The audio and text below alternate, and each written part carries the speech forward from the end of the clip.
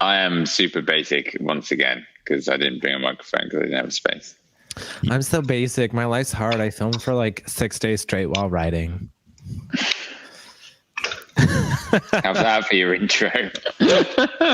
Welcome once again, everyone, to the Joey Podcast, where three guys talk about whatever they want to, and then after a painful amount of time, finally talk about the subject that got you interested into listening. That's sure that perfect. Happens that every week. Exactly it. I couldn't have summed it up better myself. I don't know if that summary is going to take us to the next level, but you know what? Sponsors will love it. Anyway, today on the show, we have some familiar faces, and Shane looks like he changed a bit. Starting off with the one, the only, Paul. How are you, Paul? Josh, I am present. That's all we need from you, Paul, just your presence. And of course, I am Josh, J-O with the 2 dots on the top. And then, of course, Shane, you look a little paler. You're still in Colorado, but it looks different. You know, you got to watch this high altitude. If you don't take care of yourself, it just goes sideways real quick. Sounds like he's got a cold as well. Yep. He sounds really much lower than before. It's all right in here. You all know Joseph Trail Features is joining us again tonight. Joseph, thanks for always coming in clutch as a Joseph. We need a third person. Please join in. No problem. Yeah, just explain why Joseph is here and Shane is not. Because what happened, everybody, is yesterday Paul was like, "Oh, Josh, podcasting. I'll make it just today. I'm going to, this place in whatever the East Coast." I was like, "Paul, the East Coast. That means you need to record at 11." And Paul went, "Oh, gosh, Dolly Garnet, neighbor. Why don't? Yeah, you're right." I used. And I said, "Paul, how about I get Joseph?" He says, "Sounds great." And then today, Paul said, "Hey, I'm into podcast 11 o'clock." I said, "Paul, we figured this out. What are you doing?" And Shane went, "I have bad Wi-Fi. Paul, you take this." So instead of having Team Dream, we have Team Lean. So we're gonna make it work anyway. It makes sense. Just don't. It makes sense. Don't think about it.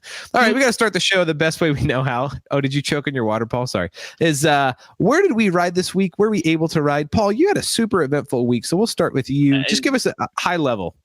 Oh, it's still not over, Josh. Also, I'm doing that thing where I lean closer to the laptop if I feel I want to talk more intimately. But actually, my microphone is wherever my face is, so I don't have to do anything. Perfect. I am in Asheville, North Carolina. That's where I am right now. I have been here for 1 week. Last week, I was in the hotel before the airport, which was very exciting. This week, I've ridden all over the place.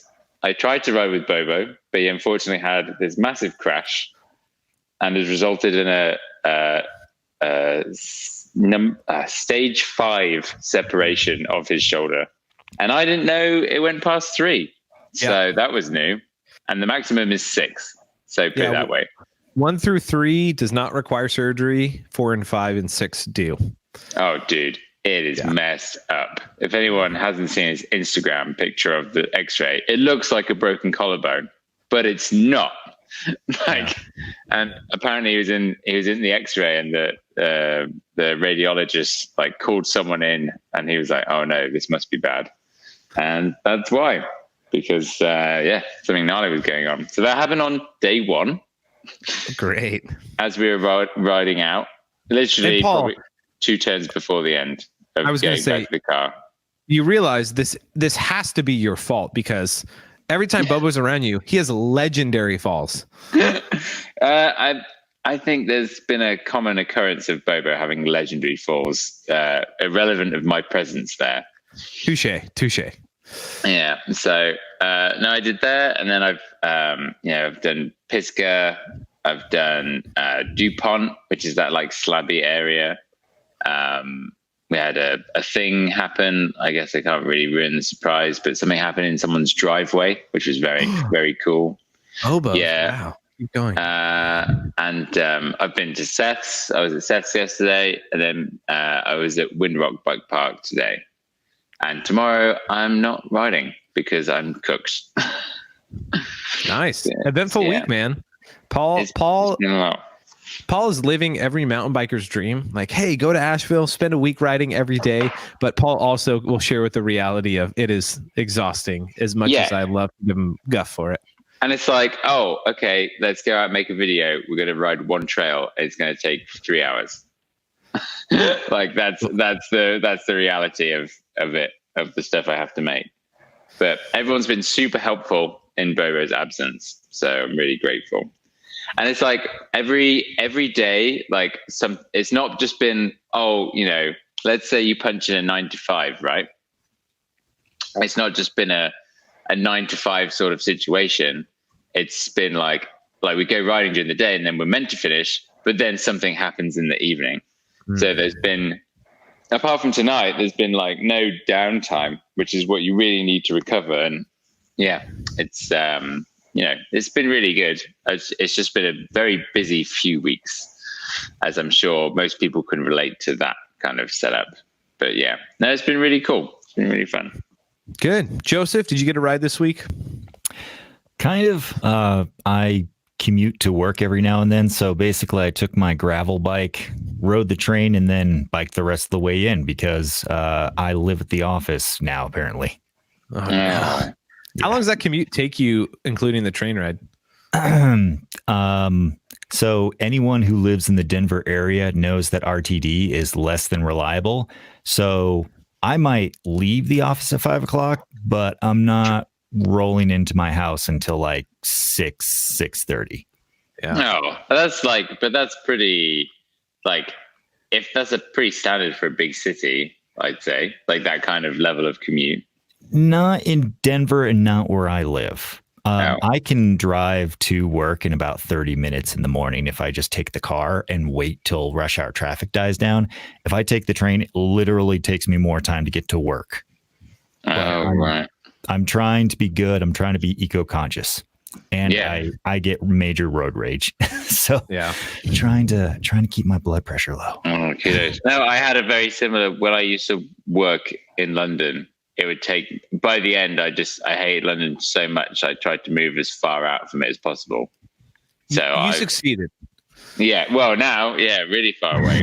It was like, I think I had like an hour and a half. It was an hour and a bit bike ride. It was an hour and a half by taking a bus, a train, and then walking to get back to my house. Wow. So I can completely empathize there, Joe. But I will have to say, riding my bike, Denver does have some really nice bike routes. It's just that I live about just shy of 20 miles away. I'm not in fighting shape right now. I've been having to take it easy under doctor's orders, but hopefully those doctor's orders get lifted soon so I can start really getting back into it because I've put on a lot of winter weight and we're just in the winter. I was going to say, we're not even in winter, Joe. Yeah, I still have last winter's weight on me, so I'm doubling down. I'm a nice thick comforter right now. I'm like a bear who just keeps stocking up for hibernation, and then I never go to sleep. All right, so do you know people like their jobs are being professional cuddlers?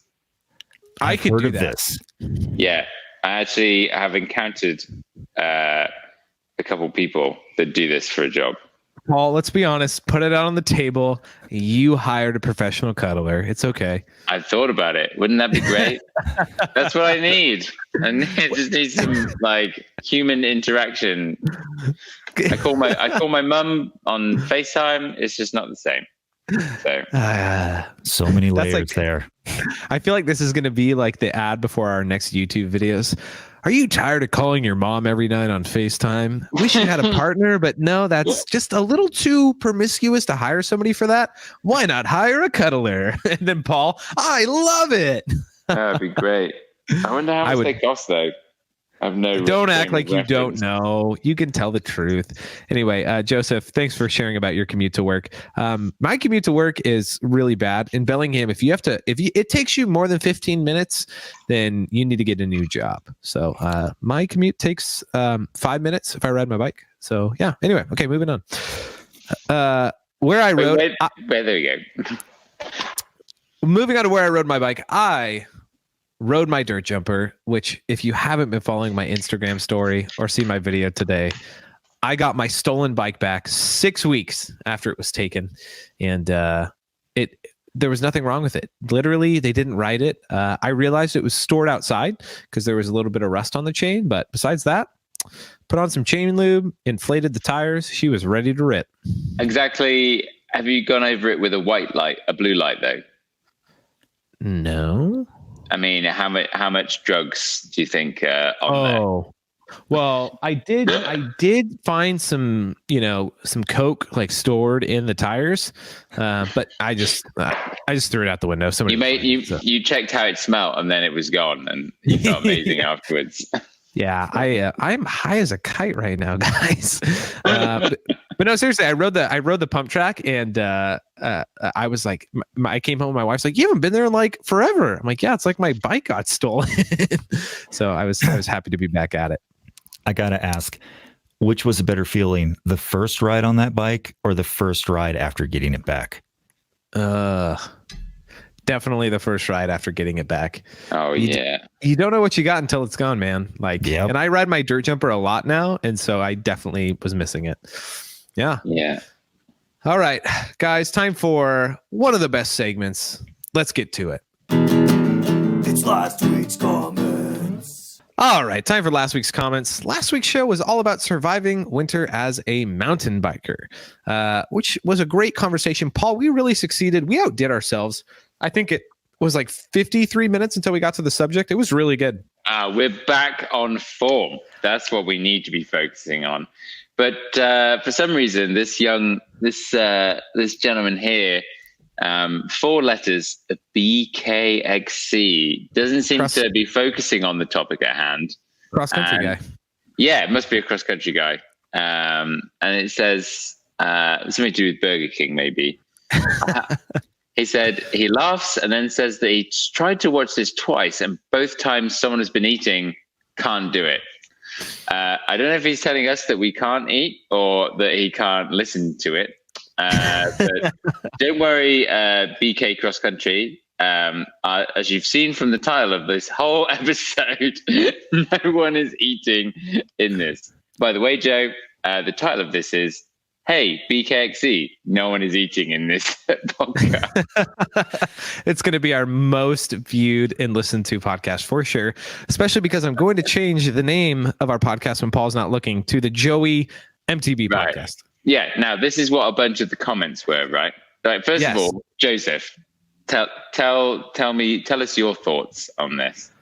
Don't hold back any punches.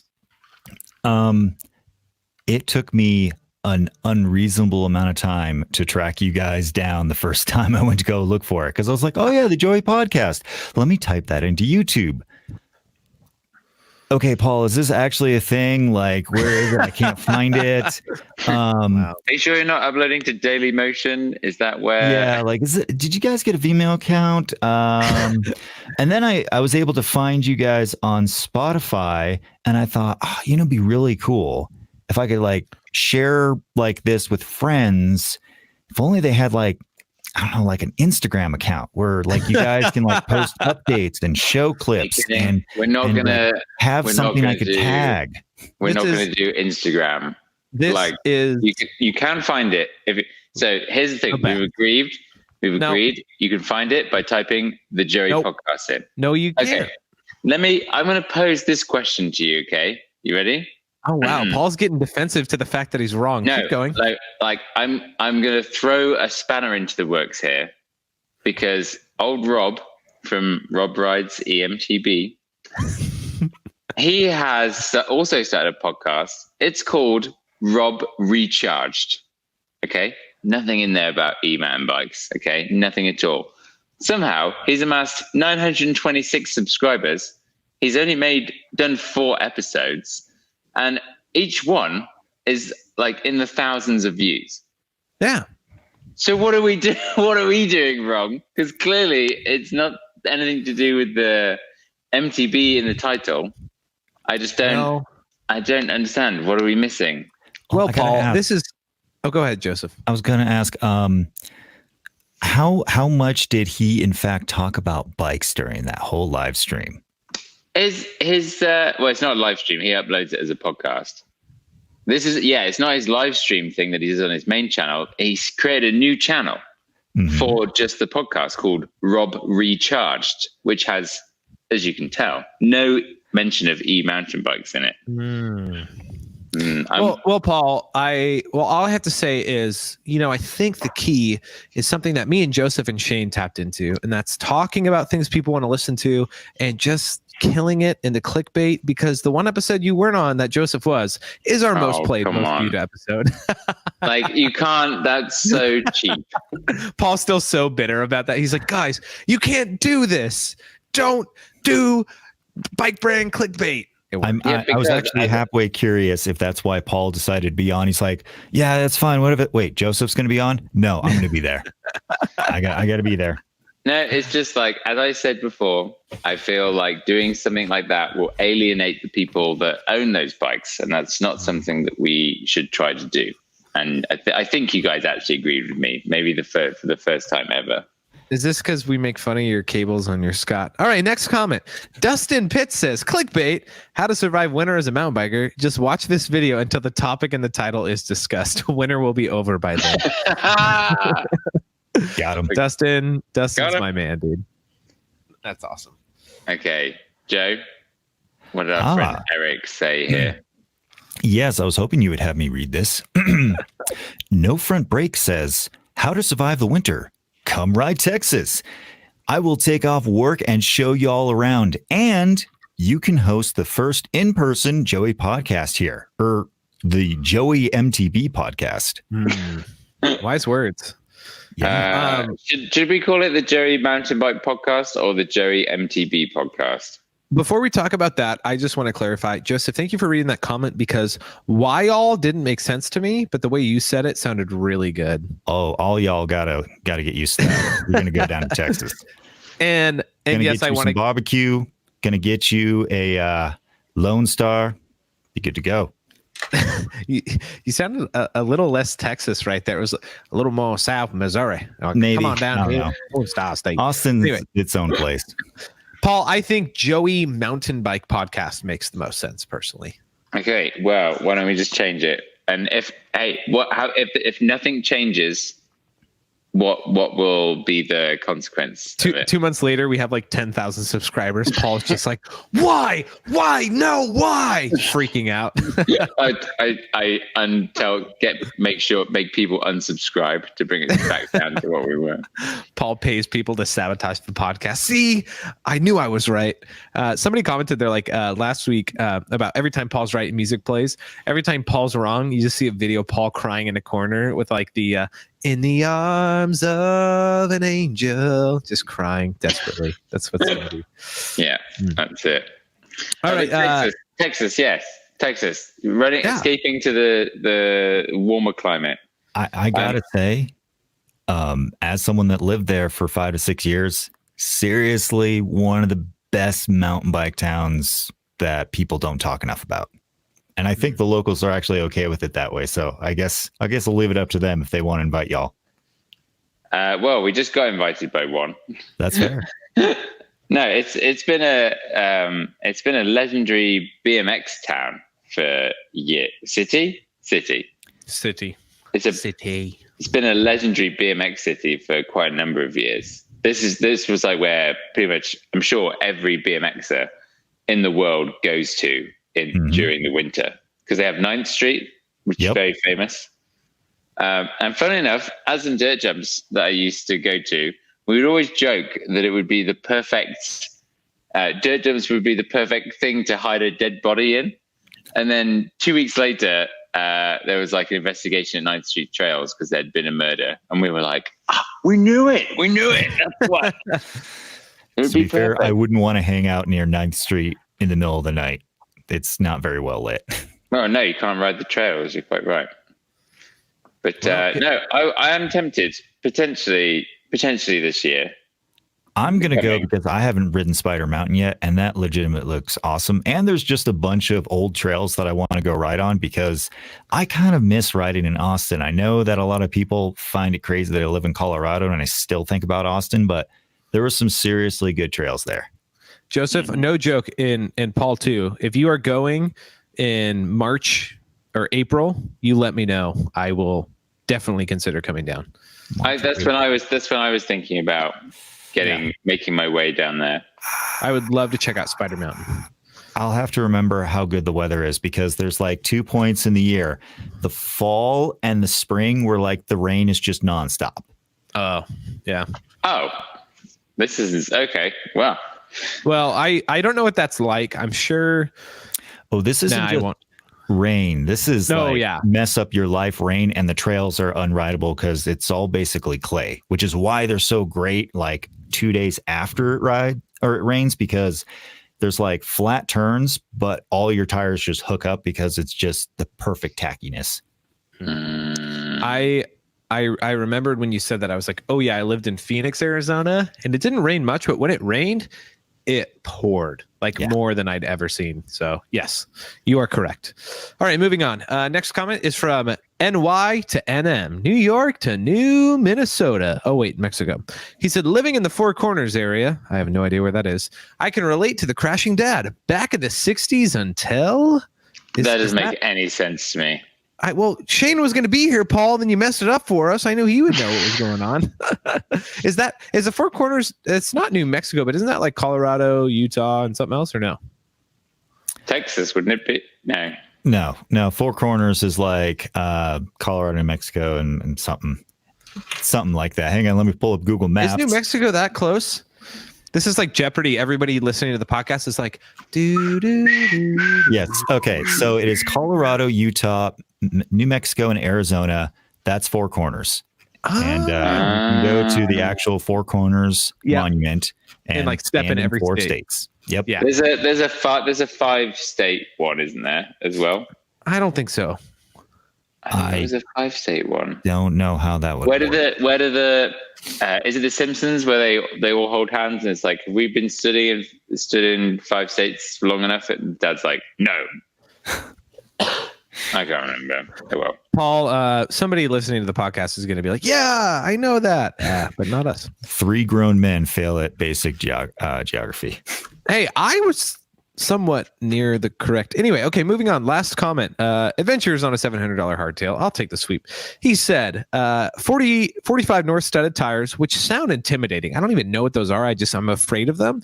And he said an Under Armour 4.0. I'm only familiar with 2.0, so 4.0 must be basically like rubber clothes to keep you warm with insulation. He said, it's how I survived the winter as a mountain biker. Wow. Have you guys ever used studded tires or seen them? I'm actually debating on using them this year.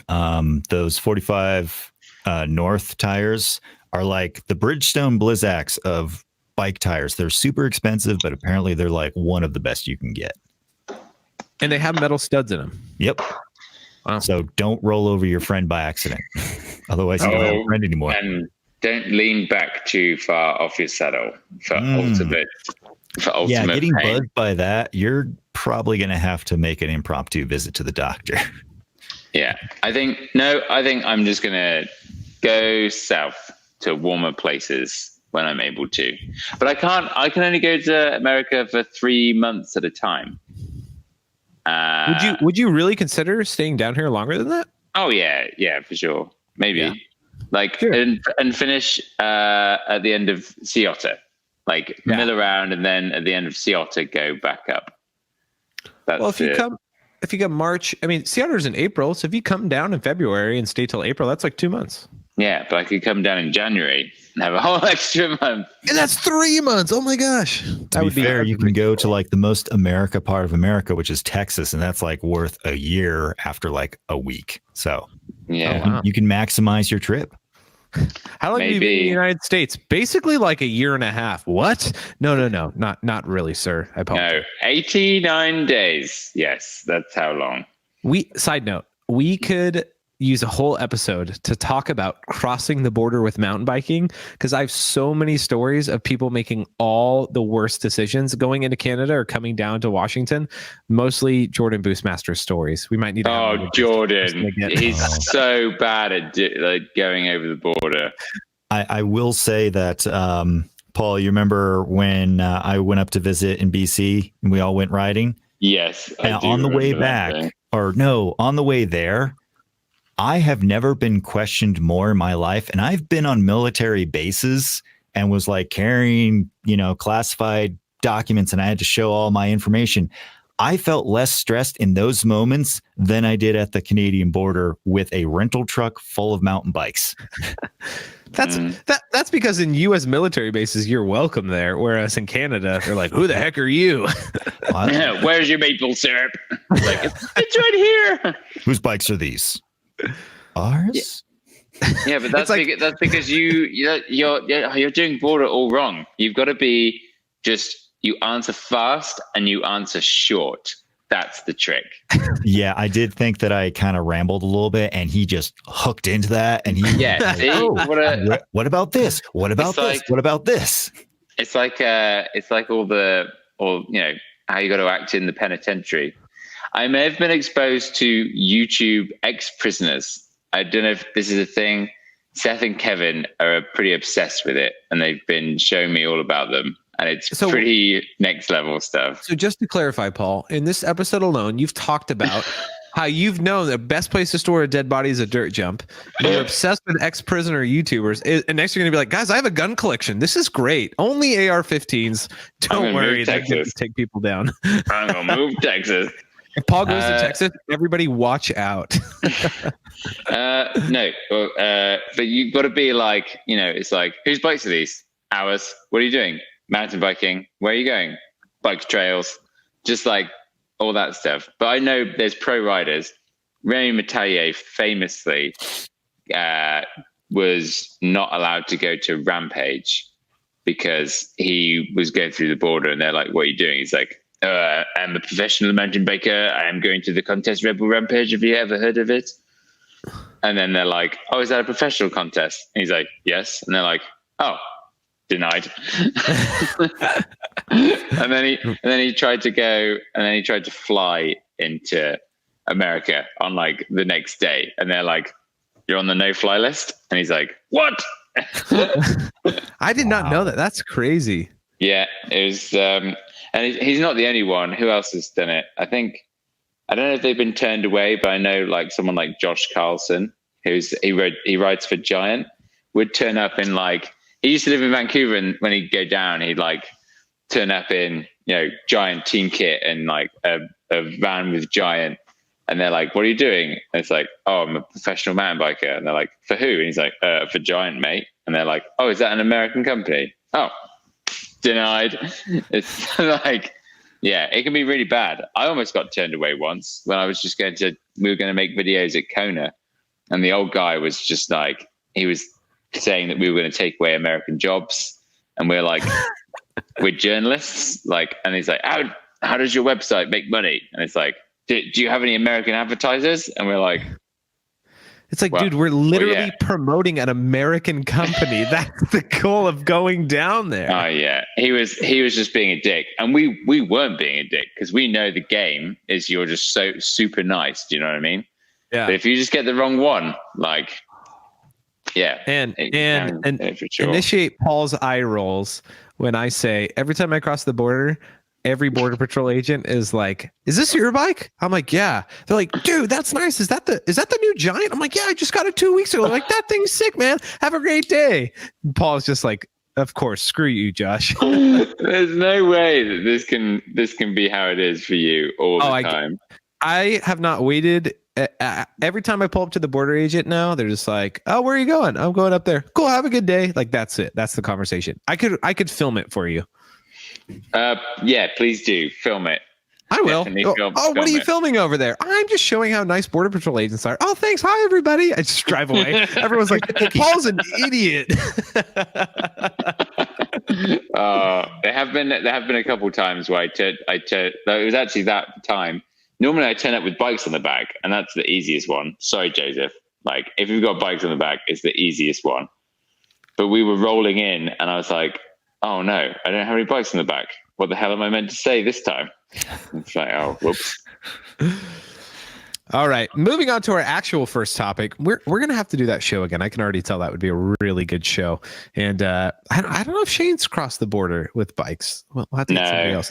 I don't think he has. Jordan could just sit for an hour and tell all the terrible things not to do. I won't get it started. He's so bad. He's so bad. He does exactly what Remy and I told you Josh do. He's like, oh, I'm doing this. And they're like, oh, well, That's not allowed. Every time. I will not speak for Jordan. I will let him comment below. All right. Our first topic of today. I think this is a valuable topic because I've had a couple of issues that drive me crazy.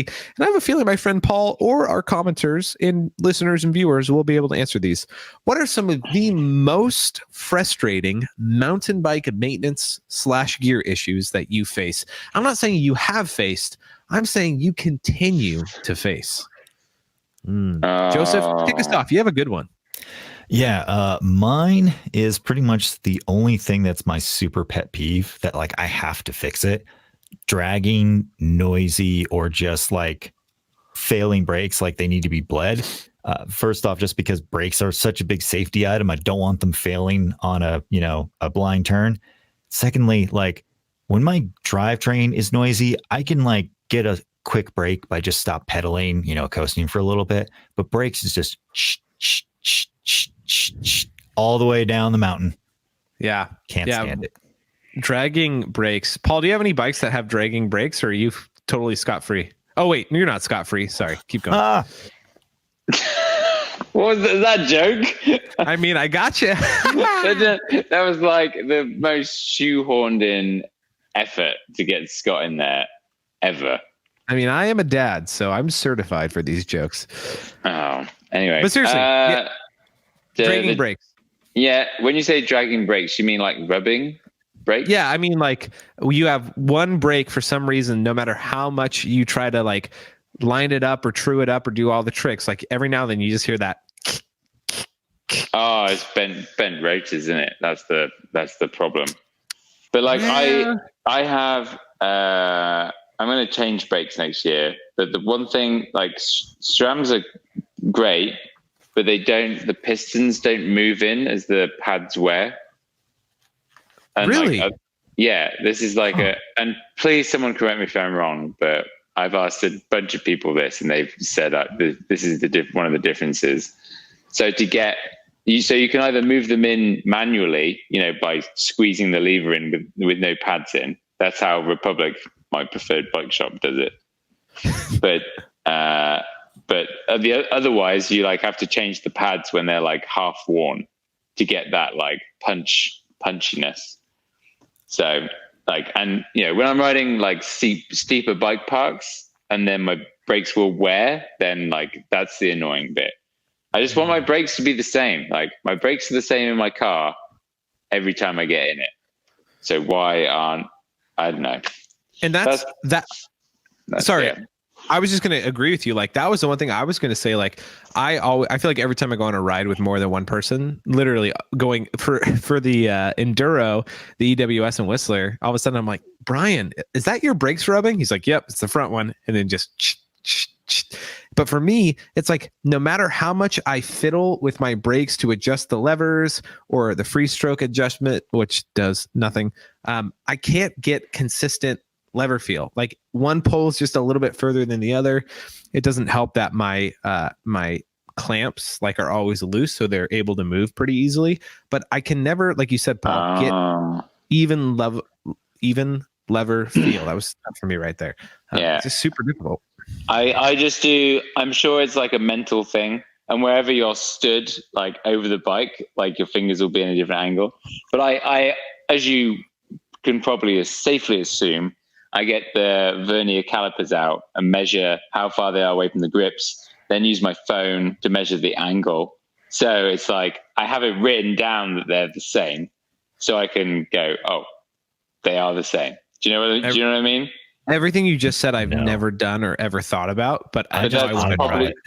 I mean, that's probably going to solve your problem. That's what I'll say. I'm not going to call it a game changer, but you can try to call it that. I'm not saying a game changer. I'm saying would help your situation that you just complained about.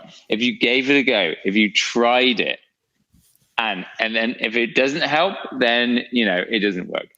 I will use. Oh, sorry. Just this, like, look at like if you have like a slight difference, of course they're going to feel different because they're pulling in at different planes.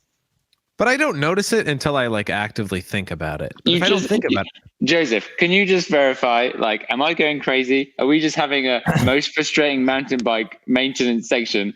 And Josh comes in and goes, I can't stand my brakes being unbalanced. And I'm like, oh, here's a possible solution. And Josh goes, Paul, you're an idiot. No. I just, yeah, I know it would probably work. I should try it. I'll try it. Okay, hold up. Oh, I just love the fact that like Paul immediately went to like, getting out calipers and making sure all your brake levers are completely symmetrical and completely ignoring the fact that Josh pointed out that his calipers themselves are loose so they move around on his bike. No, like, not the caliper. The lever. Okay, I was about to say you're like, that's okay. There's your problem. You need to like just go and torque that down. Buy a $50 torque wrench and solve your problem. Oh, I have a nice torque wrench. I keep my levers loose so that when I crash, because I've done this before where I crash and it breaks a lever, it allows it to move when I crash. So okay. So stop crashing, I guess, and then problem solved. Stop being bad at bikes and be good. It'd be a whole lot easier, Josh. I'm holding my tongue, and all I will say is, you guys are right. When I stop crashing, I won't have these problems. See, I know. Yeah, I think for me, like, what I'm like. I'm just very fiddly, and I'm very sensitive to differences. And unfortunately, my sensitivity has been verified over and over again, which only reinforces my views. But that's just who I am, and I've accepted it. All right, moving on from brakes. One thing that drives me insane that happens every time I get a new derailleur, I think to myself, my last derailleur, every time I got in the highest gear or in the mid-range, I would get go shifts, miss shifts, or I'd have some issue. And then I get a new drivetrain, and the first ride, I'm like, that was 10 out of 10. And then inevitably, every second ride, I get a new problem in the derailleur. And it's like, I take it into the bike shop, they like adjust it, I go out, there's a different problem. Like, I feel like, I don't know what it is, maybe it's just me, but like derailleurs always have an issue for me. Do you use Shimano or SRAM?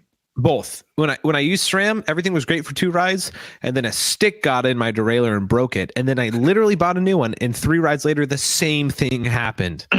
Oh. See, Paul, everything doesn't always work out for me. Yeah. Yeah. The localized to your gears, and that's the card you've been dealt. And that's like, he's going to have perfect everything apart from gears on his bike, and it's going to drive him wild. And so, like, that's why when I talked last week, if you haven't listened to the episode, I talked about my Archer component shifter. I'm like, this is sweet. I can micro adjust every gear. And then the freaking lever doesn't work when I go to ride. I'm like, come on. It's terrible. And now, literally, I just put a new cable and a new inner cable as well. And now when I go into the highest gear, it won't shift out of it. Like, it's a fresh cable. Maybe I need a new derailleur. The spring is bad in it. Maybe I just suck as a person.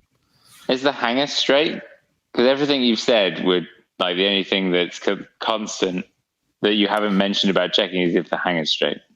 It's all my bikes. I replaced the hangers. I'm telling you, I'm jinxed, man. I've come to live with a problem in my shifting, and I just act like it's not there. It's like a sensitive tooth. I just don't chew on that side, right? I just like, I'll figure it out, whatever. So you can almost maybe see it back here somewhere on my little tool thing. But I actually did finally decide to buy the really nice Park Tool hanger straightener. Yeah. Because on my Salsa gravel bike, it doesn't have a removable hanger. It's just part of the frame, which is like probably the only big, like, why did they do that? Because Salsa usually makes really robust bikes. So like, yeah, it's actually part of the frame.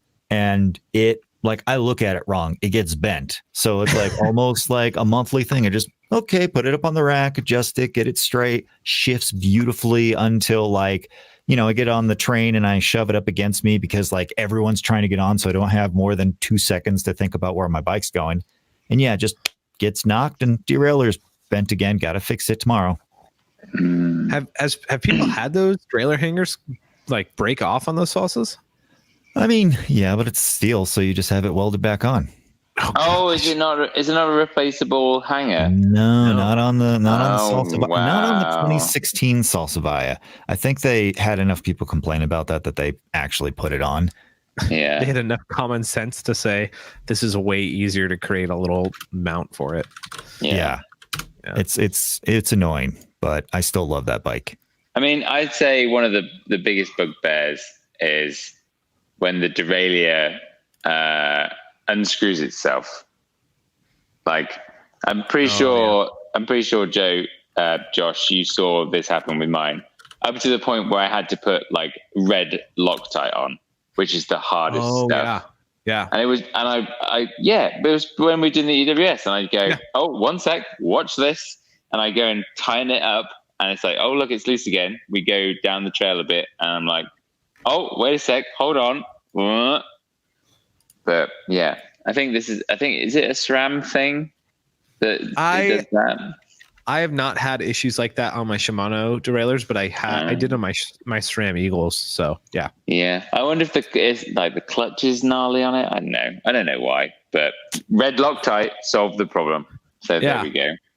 It's funny, like no matter what issues are, like we always find a way to figure it out or make it work. Red Loctite, it's pretty extreme, but Paul, do you have any like frustrating mountain bike maintenance? I mean, I know you talk about, like you said, you're sensitive to suspension and stuff, but anything that like continually happens for your bikes? It's just, I mean, I ride more than the average person because I'm in a fortunate situation to be able to do that. So like the problems that might happen over, a couple months for most people happen over like a week or a couple weeks. So it's just like, it's always happening. I get pretty lucky with punctures, and that I've had really good luck on that over the last couple of years. Tell me how the next week goes now that you said that. Well, I'm just not going to ride. Although we're riding on Saturday, all going well. Josh. Oh, cool. Thanks for the update. We can schedule on the podcast. Yeah. Well, we had a prearranged date where you explicitly told me you put it in your diary. Anyway, we had Friday or Saturday, but now we know. Everybody come to Bellingham on this Saturday. Oh, we could do a subscriber ride. Yeah. It's going to rain. No one's going to show up. It'll be great. Yeah. Okay. We'll talk about that later. No, I'd say, just like me being overly sensitive on the kind of suspension stuff. It's only on longer travel bikes, apart from downhill bike, because I got set up by a professional. So I'm just like, I don't think about that. But yeah, the longer the travel the bike, the more I'm like, oh, it feels like it's doing this. That's why I love the Spark, the 130, 120 bike so much. It was so quick to set up and dial in. I love it. Yeah. Less travel. Yeah. Well, hey, let us know down below in the comments, what are your mountain bike issues / gear issues that are most frustrating? Maybe they happen a lot, or you're just in the middle of one right now. We all have them. Don't get me started. All right. Time for that segment that literally defines our podcast and is the reason nobody can find us. Let's get into it. Is it you? Is it me? It's the Joey of the week. And now for Joey of the Week, where we ask who, what, when, Aaron Gwen. Starting off, Paul, have you gotten the Aaron Gwen recording yet? Yes or no? It's actually really late for Aaron. He's chilling out. I tried to get in touch with him. Gave him a text, didn't reply. So, and if I'm you're sure he'll make an appearance next week, though. I asked Aaron if he was going to post on his Instagram about being a guest on the Joy podcast, and he said for sure, but he's on like a bi-yearly posting schedule, so he said in a couple months he'll get to it. No, he posted something today. He was in Starbucks, and actually, so this is sincerely, this is what I used to love about Aaron Gwynn's Instagram account. I'm pulling this up. So we can show it. Just keep going. It's on his stories. That's where you've got to find it. Yeah. Okay, you can still find it on desktop if you get there. But I'll go for the verbal, audible description of it. So Aaron Gwynn's Instagram used to be amazing because he'd just do the most like normal things, but they were always somehow ridiculous. Like he had bees on his swimming pool for the longest time, and every day he'd be like, okay, I'm going to solve the solution of the bee problem. It was just, you follow along. Anyway, he's back to it today. Apparently he's in Starbucks, and apparently this guy walks in and asks the person, at the counter, like, "Hey, what's good here?" In Starbucks, like it's a little local cafe. Yeah, bring it up. Let's see if we can pop this in. Let's see if the audio will come through. You guys let me know. I don't know. It's just screen capturing it. Look, this dude just walked in and asked me, "What's good here?" He's in Starbucks. Wait, can I go? Yeah, here. I'll go back. The dude walked in and asked, "What's good here?" And he just, It's in Starbucks. Yeah, and then 5 minutes later, they've settled on a chai tea latte. Like he's gone through the whole menu of Starbucks, and then look, he's been at the Temecula Pump Jack.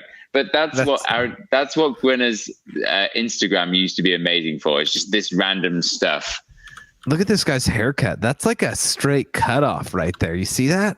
But who goes into Starbucks and asks what's good? It's like, ask for coffee and get out. Dude, my wife back in high school worked at Jamba Juice, and she said like on the daily, somebody would walk in and they'd like talk to each other like, "This is the guy," and he's like, "Hi, I would like a Jamba Juice, please." "Oh, okay, yeah, we'll get you a Jamba Juice, sir." It's like that's so great. "Can I have a Starbucks?" Like Jimmy John's. "Hey, can I have a Ford? Just pick one." A Ford. Went from coffee to dumps to juice to cars. Yeah, that's just like go down to Evil Bikes and Belling. "Can I have an Evil?" Sure, dude. Yeah, whatever. All right, we got some listener comments. First is Dustin. I love Dustin's comments. He is just killing the dad jokes. He said, "How about the mountain bike Joey of the week?" He says, "Paul, I would never be able to find this if I weren't already a YouTube subscriber to all of your channels. I think the podcast name should win Joey of the Week this week." I agree. Yeah, we've discussed it. We're going to change it. I'm going to finish this. Oh, Josh, you're going to edit this episode so lovingly. Because you're so busy riding with YouTubers in North Carolina, whatever Carolina you're in. Yeah, but you just have so much enjoyment, spending time with your family. I imagine your wife will be like, "Come on, Josh, you can do it. I've got emotional support for you." Yeah, she's like, "Why doesn't Paul do that? He doesn't have anything better to do." I'm like, "Yeah, that's what I said." Anyway. But I love Dustin's comment, and I will totally change our name as long as Joseph agrees. He already did. He already said it was terrible. He already did. Yeah, and then I'll just slap mountain bike on the logo for next time. Slap that mountain bike logo. All right, Joseph. Next Joey of the Week moment for us. Oh, Arizona Dirt Life. Where did I ride this week? White Tanks in West Phoenix, where I promptly snapped the seat tube on my bike. Yes, the seat tube. Oh dear. I have so many questions about this right now. Like, it's Ken, by the way. This is our friend Ken. Yeah. I've ridden with Ken, and Ken worries me because when just like one day riding with him, like he has so many close calls. And it's not that he's a bad rider. I want to make that clear. It's not that he's bad. It's just that the dude has like this way of having the cosmos just be like, "Hey, watch this," and just like the weirdest things will happen to him. He's had some bad luck. He's been out for a very long time. Yeah, he has. Yeah. Oh well. Okay, what have we got? Okay. H_op. Joey of the Week, : I started a climb. Sorry. Keep going. I'm trying to read here. I'll start again. Thanks for. He didn't say colon. He put a colon in there. Keep going, Paul. I said, Josh. Joey of the Week, : I started a climb, cramped up, tried to keep going, and pulled my hamstring and quad. Ellipses. Oh, I have another Joey of the Week, : I was riding around the neighborhood and tried to get fancy nose tapping the curb. I went OTB and got a concussion. I also broke a rib. Crying, laughing face. Yeah, old H_op. There's lots of craziness going on with you. That's purely on volume. We've never had a volume entrant, I don't think. No, and I'm just really curious if, like, were you near your colon in your neighborhood, or was this like around the corner? It does sound like he's describing his colon. So I tried to get fancy with nose tapping the curb. I went over the bars, concussed myself, and broke a rib. Literally, if I didn't just concuss myself like a couple months ago on a blue jump trail, I would have thought, man, how ridiculous. But reading that, I'm like, man, that's my life, dude. Yeah, I'm with you. That is you. Yeah. This last one's for Joseph. Go Wait, I for want Joseph. to try the name here, Paul, so that you can correct me. We have Yannick Shippers. Yeah, I'd probably say it like that. I don't know why you said Yannick really weird, though. Yannick? It's just Yannick, I think. I'm not used to that name. Keep going, Paul. I'm not used to that name. I live in Bellingham in the Pacific Northwest of Washington. I don't live in Bellingham. I live in Bellingham. What's that place in England again? Bellingham. No, Birmingham. Birmingham. You actually said it. Okay, that's good. Joseph, go for reading Yannick's comment. Okay, so I am riding. Oh yeah, okay. Is he from Minnesota? Oh, okay. Okay, so I'm writing this. I got my bike from Costco there, guy. Oh, Costco, that's a good deal. Up by the lake, Up by the lake. Okay, so I'm writing this. Yeah. All right, let's go. Let's do this. Okay, so I'm writing this while still on the trail. That's how frustrated I am with myself. The Joey mistake that I keep making is tire pressure. Oh, yes. Brilliant. Today, way low with a massive tire burp at impact after a big roll to jump, and did not bring a pump. I would like to say this will be the last time, but who knows? Thanks for letting me share. Yannick, you got to get tire pressure gauge. It's the most important tool a mountain biker can have. By the way, I can always tell when someone is not in America because they spell tire with a Y. It's just one of those like, yeah, you don't live here. Yeah. And you can also tell how frustrated Yannick is by the random capital letters in the comment, which I've done multiple times, where the phone corrects you, and you're like, I can't be bothered changing it. Like, screw you, grammar. So Yannick, you must have been very, very frustrated. And gotta get yourself a digital tire gauge. So important. My tire gauge, Paul, is my pump that I use. I literally bring it everywhere I go because that's my tire gauge. I just pump it up to the same measurement on my sketchy pump and it works. So, but I did this, and once again, I don't care that much about tire pressure. But when I went to Hawaii, I did not check my tire pressure before riding after a long flight. And you kept going on and on and on about it in the episode. Paul, thank you for giving me a hard time for going on and on and on about something. I will tuck that away because I did, and it was ridiculous, and I shouldn't have. And I just want to make that well known now, Paul. No. I'm still going to use it as ammo in the future. Don't worry.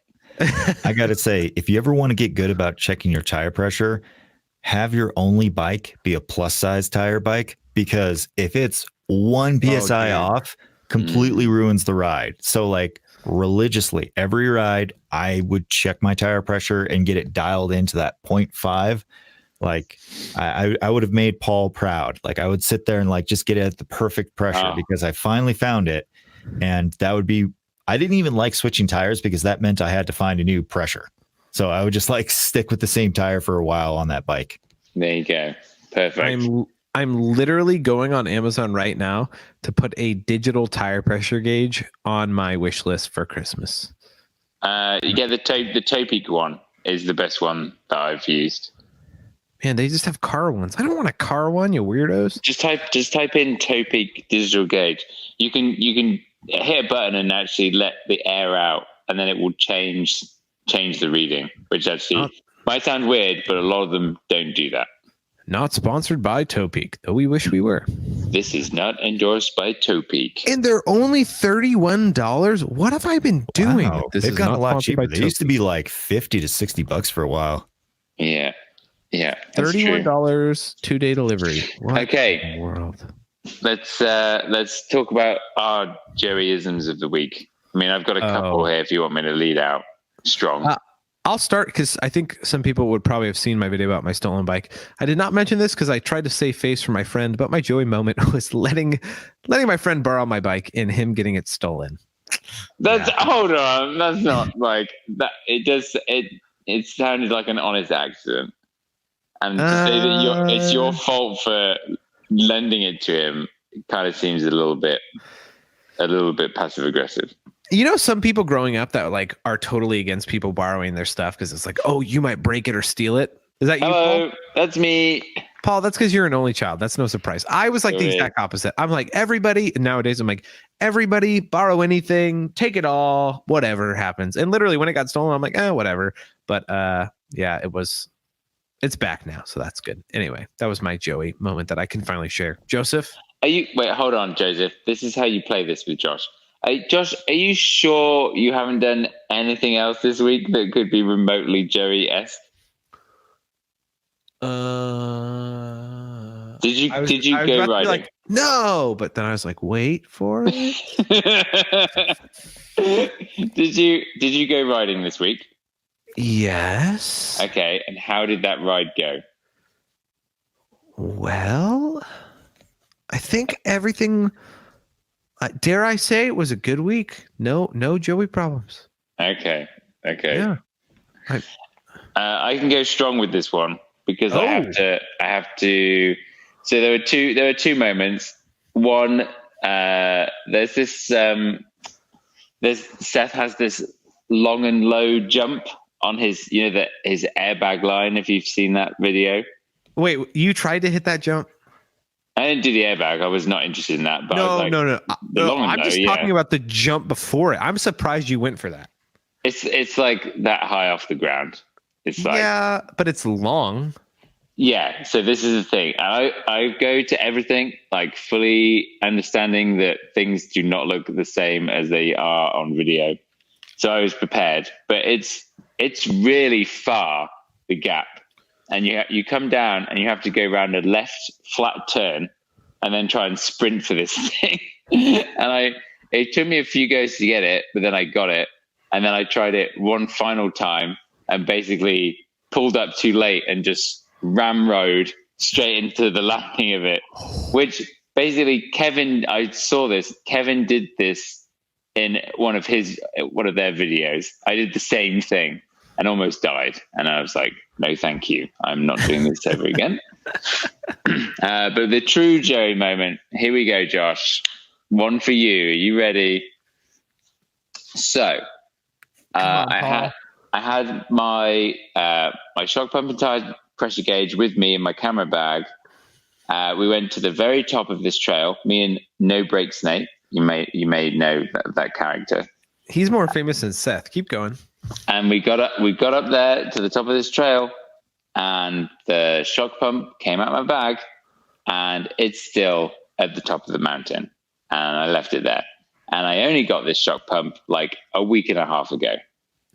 So, and this would be the third shock pump this year that I have lost. So I'm having none of it. I'm going back out tomorrow, driving all the way to the top of the trail, and I'm going to go and get my shock pump back. So, fingers crossed. And then I'll make a video saying how I got my shock pump back, and I'll sit in my garage and I'll be like, I lost something. Let's talk about it. And if you can get a quarter of the views I get, I'll give you $1 million. All right. If I got 5% of the views, I would get $1 million. Paul, here's the real question. Let's dig a little deeper. Why did you take your shock pump out at the top of a trail? I had other stuff in there. I was pulling it out. Oh, so you didn't use it? No, I pulled it out and it fell out. Yeah. Joseph, are you a guy who brings a shock pump on a ride? Yes, but because sometimes I will decide at the trailhead how much camera gear I'm carrying. Oh. So I do actually have to legitimately adjust my suspension because I can carry 5 pounds of gear. I can carry 25 pounds of gear, and that can start to modify your suspension a little bit. Oh, yeah. Yeah. Yeah. It's better to be prepared. I just took extra tools, My question is, Paul, do you lose the really expensive digital gauges or just the cheap throwaway ones that come with like forks? Well, I would never own one of the cheap analog gauges. But luckily, I'm in a position where Syncross, who is a subsidiary of Scott, make a really good digital shock pump. And so I get them. But I'm just trying to not have to have something fly across the Atlantic again to replace it. Do you really think it's going to be there when you go look tomorrow? Oh, yeah. It would. I put my camera bag like off the side of the trail. And I can even remember the moment where I pulled stuff out and it like fell out. But yeah. Well, I am already going to say, Paul, that's pretty Joey, because I think we've all done that. I mean, I left my pack at the top of an EWS run and lost it forever. But Paul, Oh yeah. I think that's pretty Joey. But on top of that, I am going to nominate you for Joey of the Week next week when you go to this spot, cannot find that shock pump, and then only realize that it's actually at home right now. No, I know it's there. Like, Okay. Even you. Even Nate said, "I remember where I saw it." Oh, Nate said it. I believe it now. Sorry, I'm sorry, Paul. Joseph. Quick side note: I've left something. Actually, Josh, it was when we were riding in Bellingham. You remember my buddy Paul was filming us, and I had like a Gorilla Pod. Yeah. Yeah, I left that because I was like, "Oh, I'm gonna put this right here, so it's kind of out of sight, but like I'll remember it." And I didn't remember it, so I left like an $80 Gorilla Pod there. And guess where it wasn't when we went back? Oh no! Yeah, that wasn't my Joey moment. I actually have two Joey moments, and one of them you guys got to witness live because remember how I said that Via had like it was part of the frame for the dropout?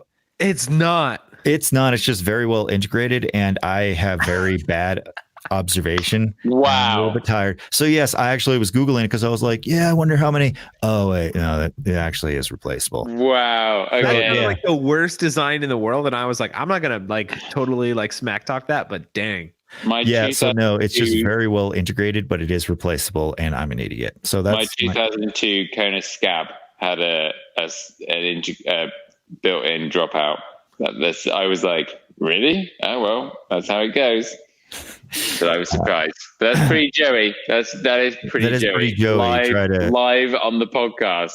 Try to act all smart, but I figured I would correct myself because I was like, oh yeah, the new one has it. Let's look at the old one while I'm Googling because you guys were arguing like you normally do. So I was just amusing myself.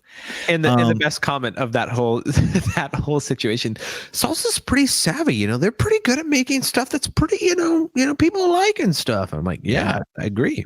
Yeah. So the other one is there was absolutely gorgeous weather last weekend. And I was tucked away in this little studio filming and editing a mountain bike video instead of mountain biking. Because I have great time management. No. So that was my Joey moment, is just completely wasting a beautiful fall day on making content about mountain bikes instead of actually enjoying them. Been there. We've all been there. I wouldn't call that. I don't think that's Joey at all. I think that is the dark side of being a mountain bike a YouTube creator is that, right? The thing you are making videos about, you actually have to give up to make those videos. But Joseph, hands down, making such a bold statement on a live podcast and then admitting to it. And this is what I love about Joey of the Week is there is no shame. There is just honesty in the sense that we all make these mistakes. Joseph, I nominate you as Joey of the Week. Paul? Do you agree? Well, I'm pretty surprised, but any chance I get to not be Joe of the Week, I'll take it. So yeah, suck it up, Joseph. Well, I'm confident that you'll be at next week, so Joseph gets it this week. And my name is Joe, so it's only fitting. Ooh. You are the Josephine of the week. Yes. Joeyception. Josephine. Nice. Okay. Are we gonna call it a day on that? Well, it's kind of about the time we would, but we actually have a pretty interesting topic. I think we need to spend at least a couple minutes talking about.